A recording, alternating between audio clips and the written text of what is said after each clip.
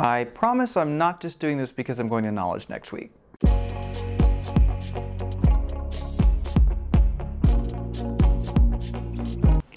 So, put yourself in my shoes.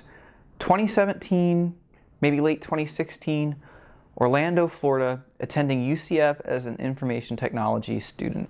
Now, getting around my senior year, I decided, even though I had a job where I was working in WordPress, I wanted to do kind of a real internship. So I started applying around, and after a while I decided to start, pitching things any which direction. And I saw this company called ServiceNow, and I saw the job application. It said, support position. And I thought, well, I'm not really going for support. I'm actually trying to avoid the help desk. But I noticed some things in the application that they wanted me to know JavaScript and database concepts. So I found that to be a little bit odd for a support position. And I did a little bit of research on the company, but I wasn't really getting the whole picture. So after that, I was interviewed by a company called FIS. Now, they kind of do IT for banks. And that interview went well. And then afterwards, I got a call from ServiceNow. And I decided, what the heck, let's give this a shot. And I went and interviewed. In the interview, I learned a little bit more about really what ServiceNow is. From an IT student's perspective, kind of learning about the base concepts, but then being introduced to a company that's doing things that are kind of cutting edge. I had a bit to learn on this. So I learned that they're a cloud computing company. That made sense. And they're also a software company. Now, that made good sense too, and I liked a lot about what they said, and I really liked their label, which was software company. I went on Wikipedia and I saw software company. Now, this was important to me because I love software. I love writing software and I love programming. So this is really where I knew I wanted to end up in the end. And looking at that, I kind of decided, even though this is a support role, maybe I can start here and get myself into a developer role. Plus, when the offers came in, they paid more, and it was way closer to where I was living and closer to campus.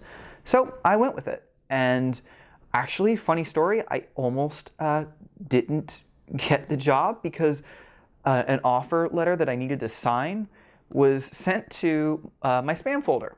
So I had to actually call in a panic, and luckily the hiring manager was very nice about it and decided to make an exception for me.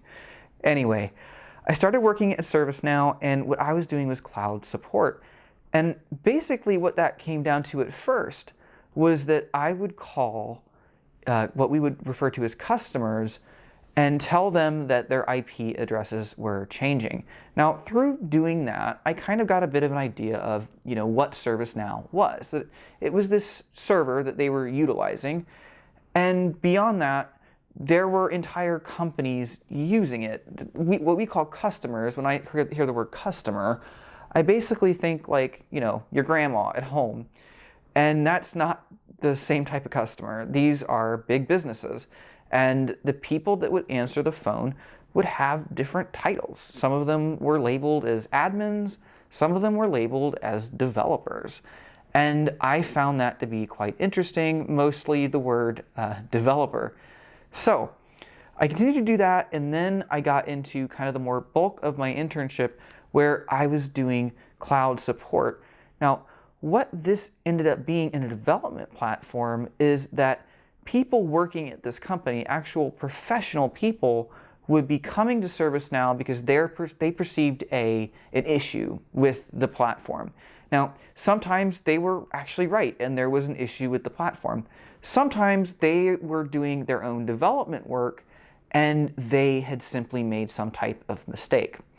Now, I found this to be interesting because I can see these are people that, seem well paid. They work for reputable companies and they have titles. So I started to kind of learn more and more that this is not just a cloud computing development platform. This is a career that not only people that work at ServiceNow have careers in ServiceNow.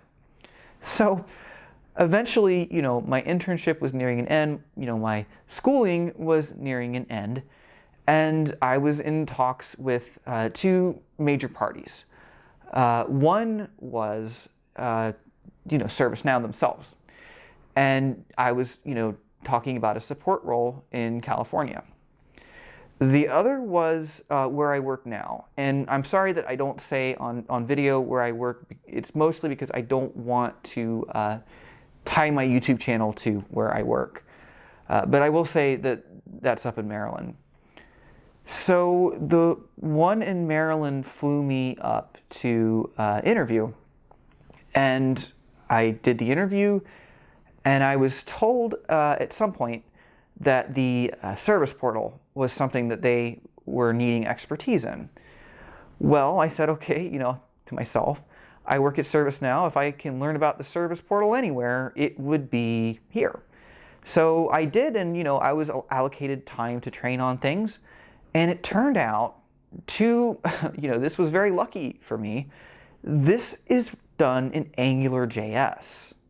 So AngularJS was cool to me because I, at some point a while back, had wanted to write something in a more modern JavaScript framework. Now, I picked AngularJS for one reason and one reason only, because the new Angular and React required I have a Node.js server, and all of my personal projects I had built upon an Apache server, and I couldn't seem to find a good way to run both of them simultaneously, and more or less came to the conclusion that it wasn't a good idea. So I did a bunch of work in AngularJS. Now, the cool thing is I'm learning this service portal stuff, and of course there's still some intricacies to it, but I already kind of know the guts of it. I know how to write code in this already. Now, this made me kind of, want to go in that direction of being a developer. From the get-go, I knew I wanted to be a developer, and being able to do stuff in the service portal and being told that this is something that's needed was a big push. Plus, if I'm just being honest, the offer I got in California with the cost to live in California versus the offer I got in Maryland versus the cost to live in Maryland, it was really no contest. So I ended up moving to Maryland, and I started working as a developer. And lo and behold, my abilities in the service portal paid off. It was the first real project I worked as a junior ServiceNow developer. And I was quickly told that I no longer had to refer to myself as junior, because I was able to take requirements and build things, partially because I knew how to do AngularJS and I knew a little bit about the portal, and also because I just like building things. And when I hear somebody say, I want this thing, I tend to just go make a prototype. And that is what I've been doing ever since. Now, I like working in ServiceNow development. It is awesome, and there's several reasons. The biggest one is that it's a niche skill, but it's one that you can make full-fledged products with, which is something that most niche skills can't really say. Most niche skills, they kind of, you're doing one particular thing that not that many people know how to do. With this one, it is a particular thing that not that many people know how to do, but you can also make a full-fledged product with it more easily than you could any other way, almost. Now, it is geared towards a particular type of product that you can make, but still, being able to take some requirements, put it together, and roll it out is really, really nice. Okay, guys, I hope you like my up-and-coming story. That is how I became a ServiceNow developer. I'm still enjoying it today. Have a good night.